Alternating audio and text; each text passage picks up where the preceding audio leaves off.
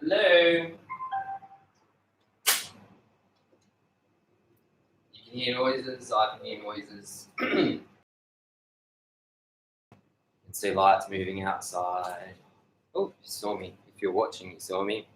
As always, I would like to, first and foremost, say more than probably people will be prepared to listen to about the fact that this venue, Garden Lounge, New Sound Garden Lounge Creative Space, which is getting to see more and more of, is situated on the land of the Gadigal people, which was stolen from them and is currently occupied by the culture of which I am part and which I thereby benefit from by being able to rent this space on their stolen land and then talk to you and sell their books. Not only for that reason, I feel a bit complicit, and particularly for that, I feel like it's very important to deliver what we call an acknowledgement of country. But also, even if I wasn't in Australia, I would like to think that I would be struck, once I became aware of it, of some enormousness of what it means for the most enduring and the most ancient civilization on the planet to currently be undermined and subjected or subdued by a much less ancient culture that is also less sophisticated in some ways, certainly less civilized in a lot of ways. But anyway, can't decide. What do you reckon? Should I stand here in the bathe in the light of the 80s style takeaway fridge? Right up here, more in the light of the. See if I can do this without destroying anything. Sorry, Rodrigo, if I wreck your display.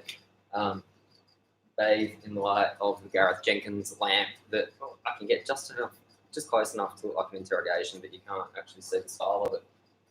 Really surprised no one has bought that lamp because I think it's awesome. We do have two of them, but I prefer that one. Anyway, feel free to make comments if you have an opinion about the lighting or anything else. I have tried to check the volume so it's not as obscenely loud as last time. Not that I care about being loud, but it was so loud last time that it was digitising and sounding like crap and awful on the recording. So as before, I'm going to do a couple of songs, probably 2 or 3. Then I'm going to read a chunk of Satan Repentant, my verse novel that I wrote under the mentorship of David Malouf. Thank you, David.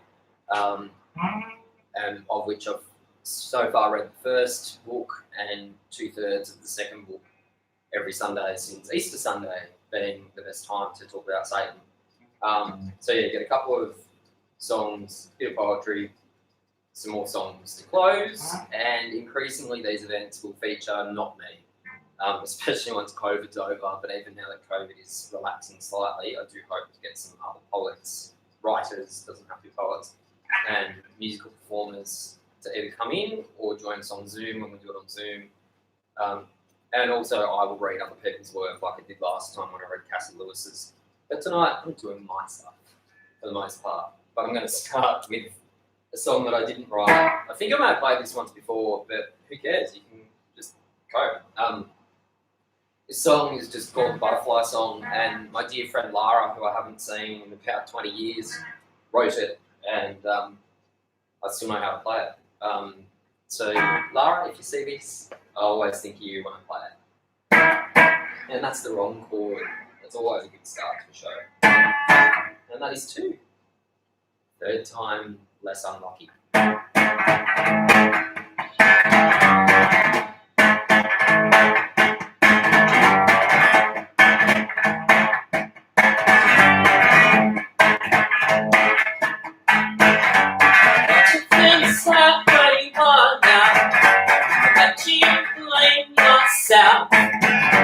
Don't you know it's just a consequence? Minor active circumstance. I'm going on my business.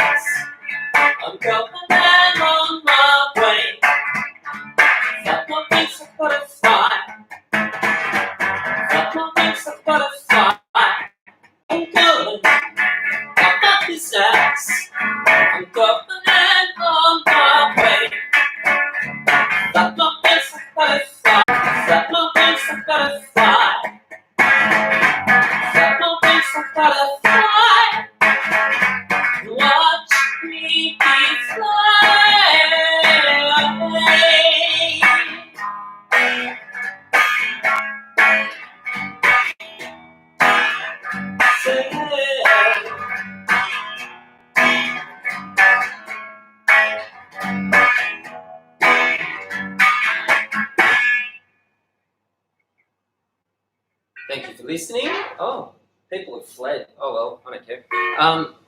Anyone who is listening, by all means, please let me know if the sound is going really awful when it gets loud, because I have no way of checking until after it's recorded. But if you post a comment now saying, yep, way too ugly sounding in the loud bits, otherwise I have no idea. And I'm going to read some lyrics in a minute rather than poetry, well, rather than a poem, to give you a moment to tell me if it was too loud, and then I'll do one or two more songs and then do the big stuff, the Satan thing. Don't mind me while I drink my coffee from my pink teacup. Thank you, Lenore, for the pink teacup. And thank you, Clementine, for not that coffee, but the coffee before that I had in it. So I'm just going to turn my phone on silent. I thought it was already on silent. And in keeping with Satan, I'd also just like to say how delighted I am to be so, what's the word, such a rule breaker by drinking instant coffee in a cafe right next to a very fancy coffee machine. Especially when the machine hasn't even been cleaned yet. I could really just go and make myself a coffee, but I won't. Now I'm going to really try and impersonate a Gen Y or whatever the hell they're called now. I think I should call them the new boomers, because one of my children at least has been saying, when I'm a boomer, because she assumes that that's what everyone ends up as. Anyway, that was a bit of not really a joke and not really that purposeful a statement either. Anyway, I'm going to read some lyrics now. Hi, Jesse. Thanks for commenting. And yeah, I noticed the net was coming in and out a bit. Sorry, the router we have here is probably about 6 or 8 years old. I will upgrade infrastructure as we move along. As I said before, if it sounded too loud, let me know. Oh, thanks, Jesse. So you're saying it seemed fine for you, particularly in the chorus in that last song. If you able to tell, it was really loud. Sorry, I kept doing that with my nose as well. I don't know why I'm doing it. It's meant to be a sign that you're lying. Anyway, I'm going to read some stuff because I haven't written anything new for a very long time. And I wrote this morning. Must have written it either right before I woke up or right before I went to bed. 8:37, you decide. It's called Dodging a Bullet or Dodging the Bullet. I haven't decided which yet. And to me, it's song lyrics because it's written very rhythmically and rhymingly. So I can put it to music, and so I would do that rather than just read it as a poem normally. But I don't have music for it yet, so I'm for now calling it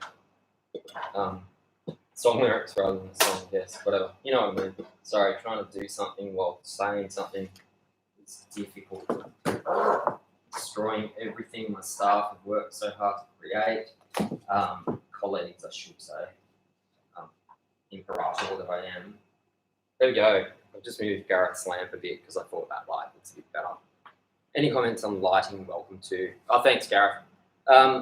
Okay, so, all right, without any more bullshit, I'm going to read this song to you. It's pretty short.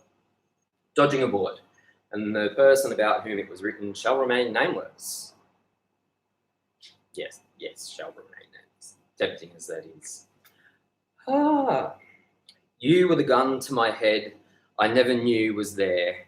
You were the swing lamp in my face at midnight slapping me awake. You were the seething jealousy, control freak who made me believe terrible, terrible things, like I'd lied, betrayed, been weak. But all along, all this long time, through the litany of weakness, of failures and crimes, you were the redactions to black out the truth. I was the failure who never saw that the monster was you. Till you left, till you went, till you left me for dead, till you laughed and kicked dirt on the bullets in my head, seeping bleeding holes that I cradled for weeks, till one day I woke up to a world of relief. Your silhouette creeping through slime to the horizon, your bullets had all passed through, my mind was arising, remade in the shape of a happier thing, and you off to monster, your next dreadful victim. Pretty self-pitying and nasty at the same time, but I've blocked that person now anyway, so they probably won't have seen this. And if they do, so what? Hey, I'm on caffeine. That's my excuse. I'm going to do another song now, and it's interesting that you're Gareth there. You're there, Gareth, because if anyone can tell me where I put my plectrum, you should all be watching. You should all be able to tell me where I put the freaking thing. I had two of them, and now I'm down to none. I was thinking about playing a Gareth Jenkins cover, though technically, according to APRA, I'm a co-author of this song, but really I think it's Gareth's song, and he was just too kind by letting the rest of the band all have writing credit. And good thing that Kaz isn't watching because she'll dispute that too. Oh, the ice machine's still on. Enjoy that noise. I don't know what I just did with my plectrum. Alright, I'll cope without it. I'll use this one instead. It's crappier. I'm going to give this a go. I don't know if it's going to sound any good or not. And who cares? This song is called Mother Tongue, and I don't even actually remember all the words, but I'm just going to do it.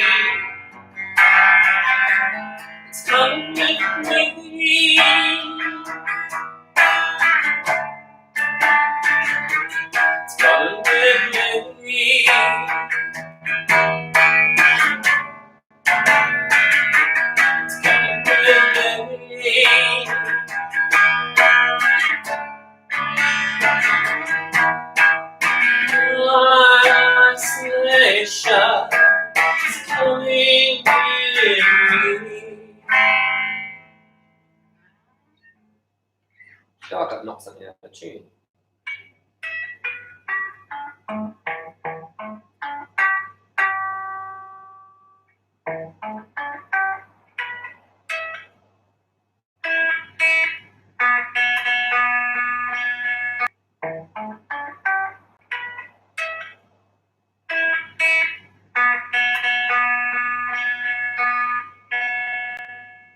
Is do one more song, or should? Oh, the internet connection is unstable. Does that mean no one can even hear me right now?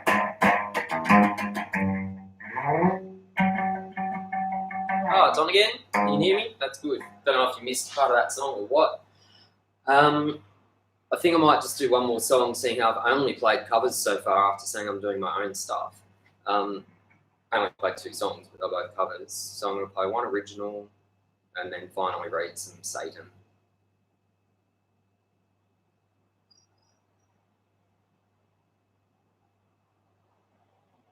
There you go. That was probably the most satisfying moment of the entire performance for you all, apart from maybe watching me wipe my mouth and wiping my clothes. Don't worry, I'm not a health worker. I'm a food preparation professional in these times of COVID. So I need to play all my own songs now. What have I got? Alright, I'm going to play another soppy one. Well, yeah, alright, the last one was soppy there. This one's soppier.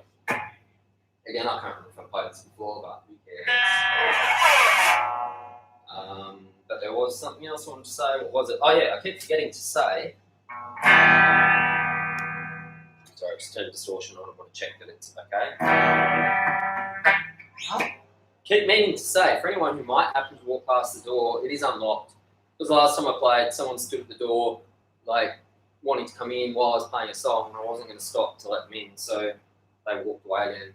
But anyone else, if you happen to come down, I know some of you live quite nearby, you're welcome to walk in, and I will turn around and face you like I've been doing anyway. Alright, here we go. One more song and then some Satan.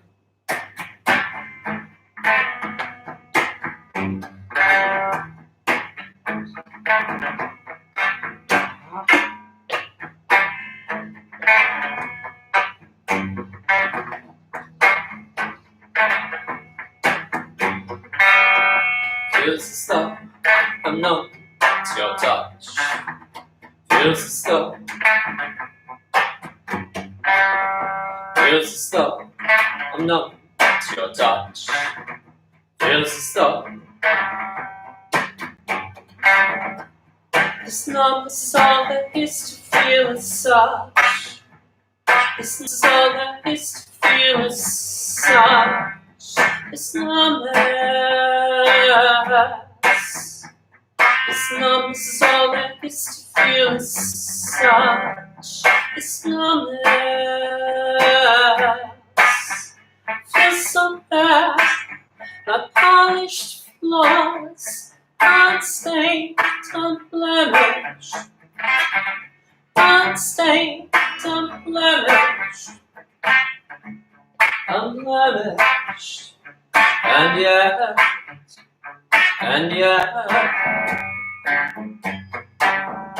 unremarkable.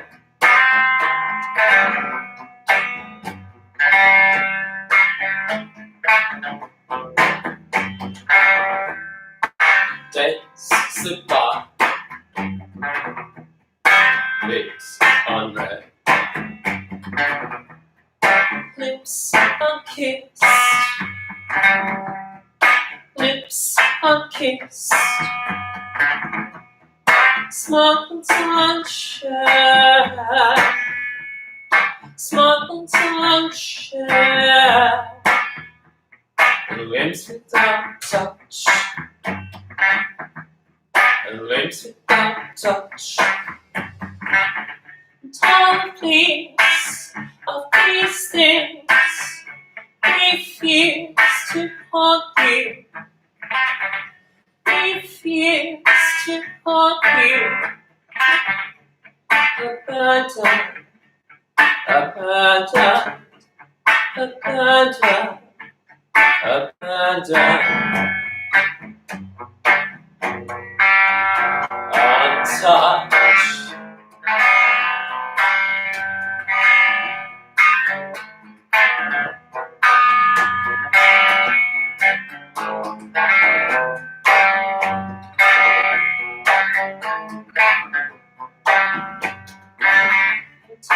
Please, of these things refuse to haunt you. Refuse to haunt you. refuse to haunt you.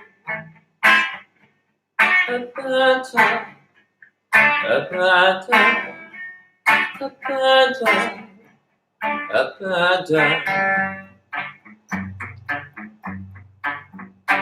untouched.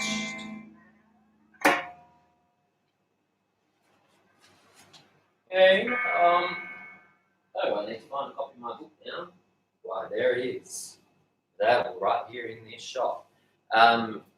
Not to ruin the niceness of the atmosphere by being a commercial turd. Sorry for getting right up in your face now, but I just realised that some people were waiting on Facebook for this event. And so I'm going to just quickly look at the Facebook event and make sure that people aren't sitting there going, oh, I can't even do a high, squeaky cartoon character voice for all the Weedly people who don't know what they're doing. But yeah, just want to check that there aren't people sitting there waiting for this event to start. You know what? My internet is crap. It's going really slow, so I'm not going to bother. If any of you people who are watching feel like going over there and just posting a link to them, that would be appreciated. But I can't be bothered, so I can't blame you if you can't be bothered. So here we go. Getting back to Satan.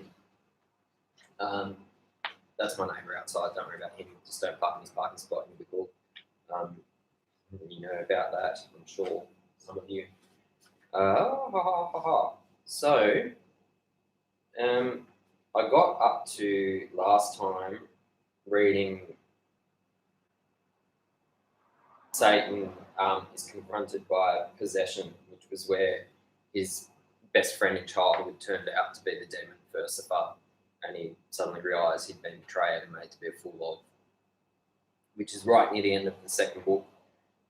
If you haven't already heard all this bit, obviously you can go and try and find it on Facebook or YouTube or Zoom, and eventually they'll all get put together on this YouTube channel, but not yet because I have too many things to do and don't do many of them yet. But what it does bring us to is Versifer goes back and reports to Beelzebub about what happened, and then probably my favourite part of the entire book is the scene after that. So aren't you lucky? So here we go, page 57. So yeah, just ended with Versifer turning into a demonic baby deer with fangs and running away from his friend Satan. He was very upset to realise that his little friend was not a kid but a monster. So now Versifer the demon goes back to tell Beelzebub what happened. Versifer reports to Beelzebub. Versifer returned to Beelzebub. I did good, didn't I? I preferred... Sorry, I hate to interrupt the poem, but I'm going to turn the ice maker off now because it's bloody well annoying.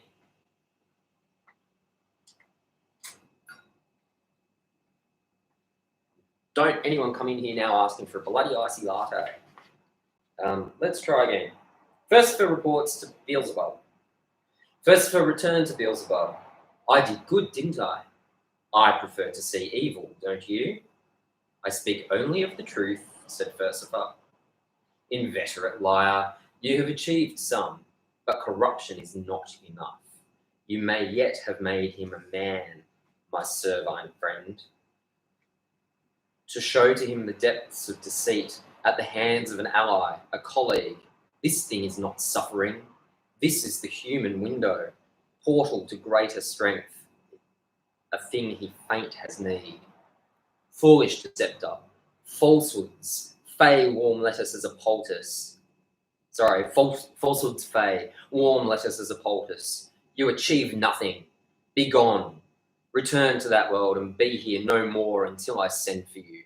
Stay and spy, but approach him not, and record all there is to report. I'm going to move this lamp again. That was the end of that scene, but also, shit. I couldn't read the lines properly. Yeah, so basically, Beelzebub said, actually, you might have fucked up here because you've only taught Satan that everyone betrays you in the end and make him more resilient as a human being. There you go. There's something in that for everyone. And now we get to, as I say, what certainly one of my favourite bits to read. This is called Beelzebub Asks the Virtuoso of Sadism for Advice.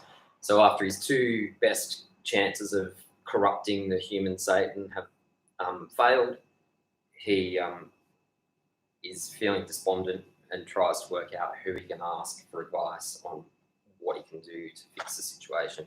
It's like he's just going to keep annoying the shit out of all of us. All right, here we go.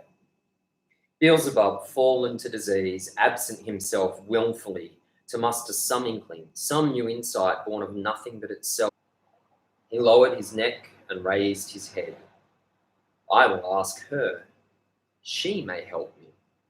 The all-mother of suffering, creator unsurpassed for all things awfully weakening, endured for want of power to pursue another path. She will help me. She is the nation of suffering. She's the east and west and all portions intermediate where pain and penance intermingle. He hauled his corpse from off the throne, mangled bits of jellied hoof, half-gnawed bones and worms mashed with maggots sticking to his hind, dragged on those legs like a centipedal omen and crawled down an effulgent pipe, descending to deeper pits. Keep an eye on me. Entering by twisted vents, fragmented tubes of razor glass, perpendicular lined by hairs all thin or sharp and skinning, slipped deep to emerge in a vestibule to a great forgotten chamber, fluted hall of the Quibblers, antechamber of that palace well submerged where the heroic sufferer rules. The writhing floor of this vestibule snaked with insect chains. Beelzebub reached to feel the glassy wall. A chitinous serpent spread, roamed from wall to wall, filthy articulated body, eyes for skin, shimmering dermis, swathe of lenses staring each at the other and every other thing, giving 1,000,000 angles, wishing bethought many-minded while doing aught but admiring itself, arguing with itself, yammering ceaselessly. That which can be asserted without evidence can be dismissed without evidence. That which can be asserted without evidence can be dismissed without evidence. That which can be asserted without evidence. Underfoot 1,000,000 slithering babies, all quibblers themselves, crunch and scatter as he walks. Harmless, the pigkin scoffs, pressed on to the vault beyond. Lit by the song of hordes of habited gorgons, ministering over death near victor beyond. Lit by the song of hordes of habited gorgons, ministering over death near victims, who would rise if not for their continual curses, pronely penitents who surrendered in life by family, by friends, by their own religion or will, to sit in service to the all-mother of suffering. Teresa of Calcutta, that awful god witch, her form outgrown and monstrous as the urgings of all accumulated sufferings, disease, embrace of passive inhalating, the vapours set to atmosphere by her many suitors fanged and clawed. Her tentacled mouths consume the souls of babies born starving to unlivable homes. Her long and silken flagella falsely stroke the brow of millions perpetually bedridden. Ill-stricken souls she reaps in life now sets to feed her psyche, sucking toothsome energy along those same extended tentacles, never allow them dissipate nor recover enough to rise and heal. All 19 bishops and 27 presbyters of the Council of Elvira sat beside, an entwined mass of mouths and limbs and flesh, contorting, tortuous, trussing, self-immolating and auto-asphyxiation, sat as her consort husband to brood and breed with that matron of undue suffering. The two together beget never-ending a stream of hurt, confusion, pain, self-loathing, division, and sustainful hatred.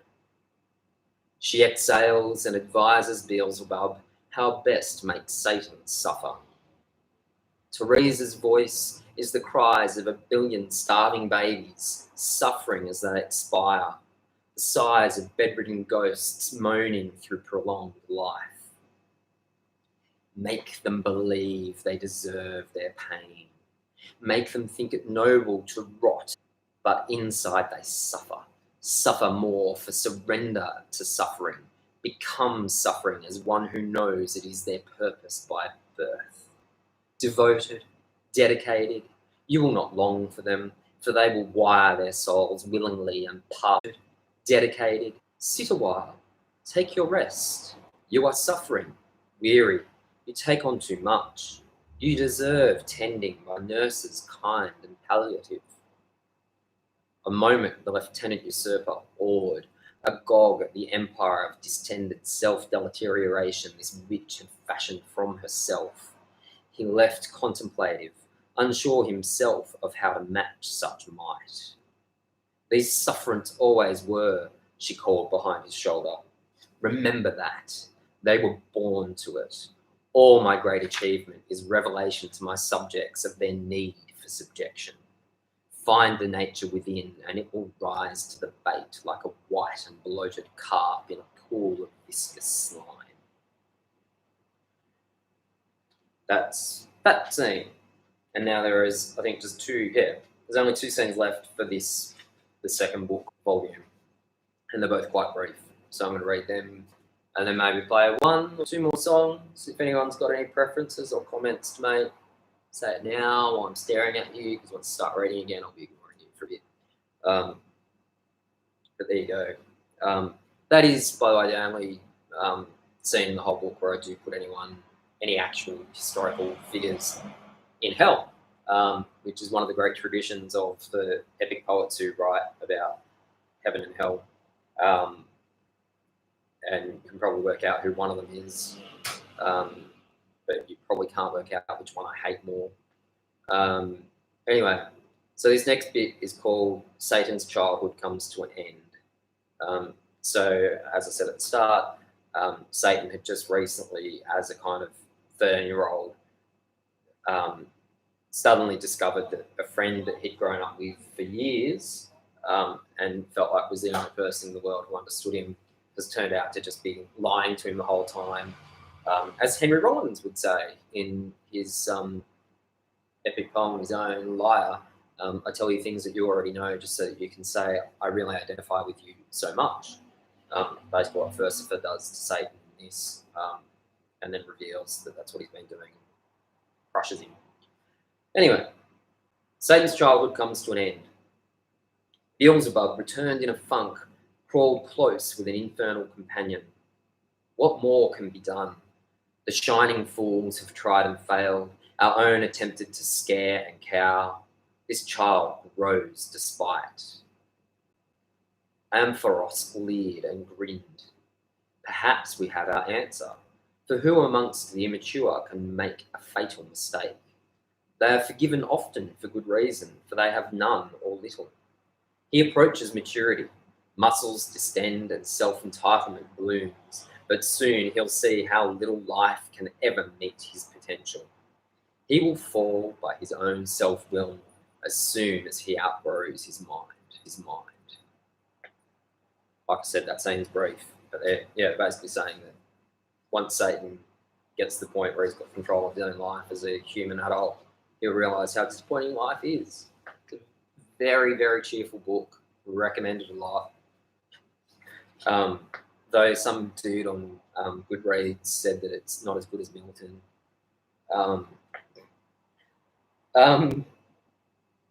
Anyway, I'm not bitter. This is the last scene of the second book and the end of my reading for tonight, and I'll probably smash out a song at the end. Last scene of the second book and the end of my reading for tonight, and I'll probably smash out a song at the end. Because why not?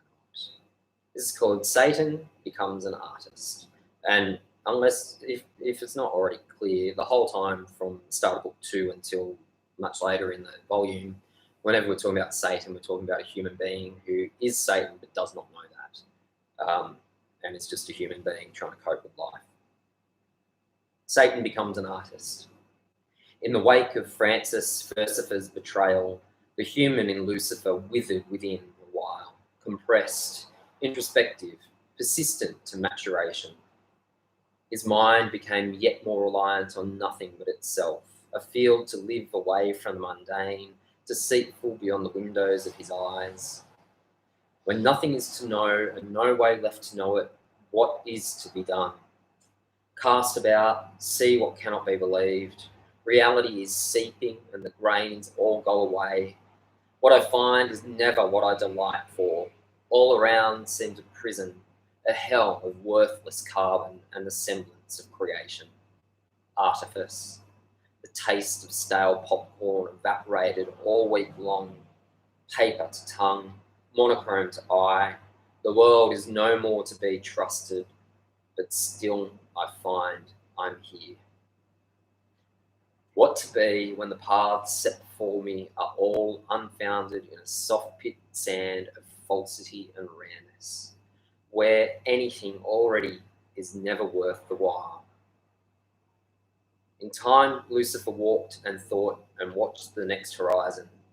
As dawn bore all away, he came to see his own reflection in clouds, in soil, fauna, flora, all. Part of this whole, but wholly apart, I have no anchor, nor base. I will create my own and forget this world for good. Lining his home with cartons and lead, the maturing Lucifer let him set himself a task to rethink all creation, make it new again.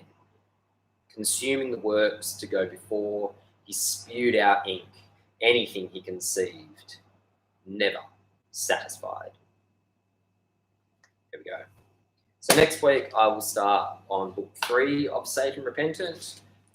As I keep saying, as my excuse, I never planned to be doing a weekly reading of my own book. It's Louise Mellor's fault, because when I said I was going to start doing poetry readings at least once a week, and she noticed it was Easter Sunday coming up, she made a very good argument, which was just saying, it's Easter Sunday, you should read about Satan. And of course now I can't stop until I finish. So yeah, next Sunday we'll start on book 3, which is Satan's Adulthood. And then there'll be a few more weeks to go. In between, we'll hopefully start doing more readings during the week, which won't be my work and hopefully won't even be me performing. I do have some people who've said they'll come and perform. One was going to perform the night before last, before disaster struck me and we weren't able to do it. But that's all okay now, so don't worry.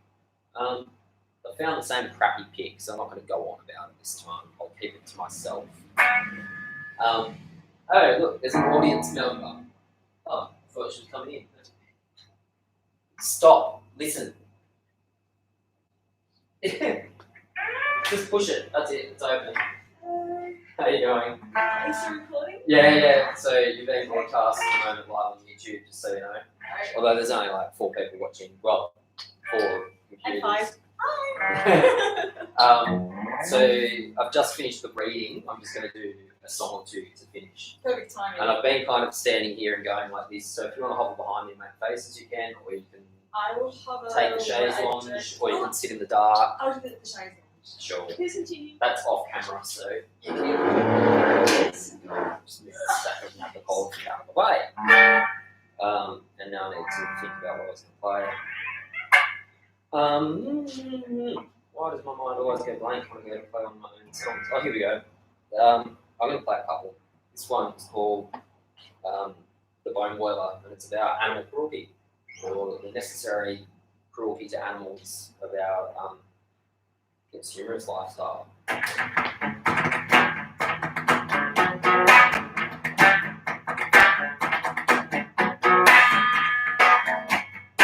You and me to live, you and me to live, to live, to live. Chop, chop. That's all we need to do. I stand back, I'm on the back, I'm on the piece of me. I stand back, I'm on the back, I'm on the piece of me. Now go and take your house. You and me, to little, to little, to little. Chop, chop. In the summer, the second long red line. Just a sad creativity, gone in the sand of the line. Don't take slow, what goes the door? We're marching on. Sit back down in my waiting room. Do some chop, chop, some chop, chop.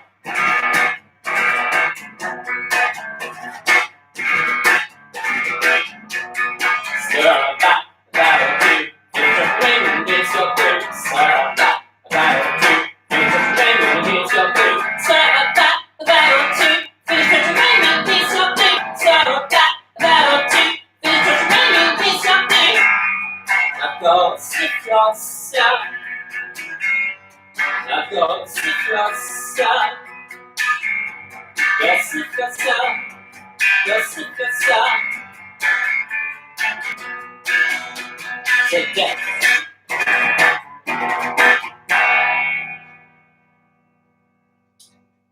Thank you. I can hear the applause. Now I do need to just tune. I'm going to do one more song and then call it a night.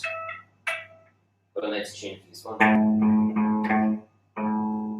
Play as quick as I can. Just talk amongst yourselves.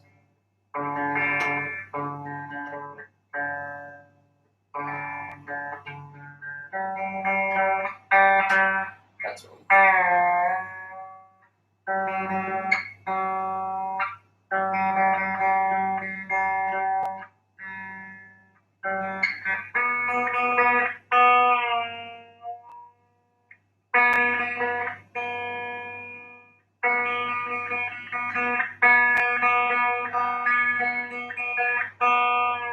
Try.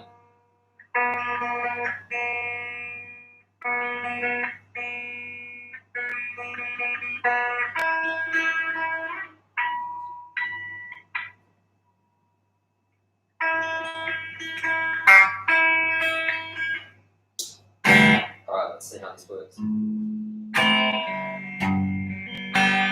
Sounds better. I think that.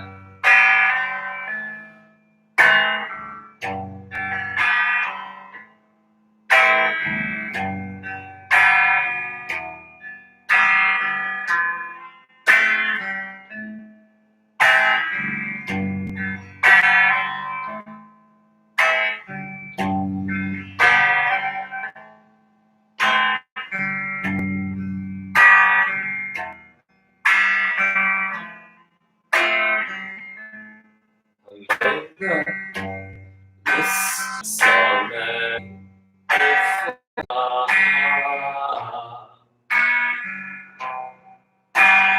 your mistake so easy.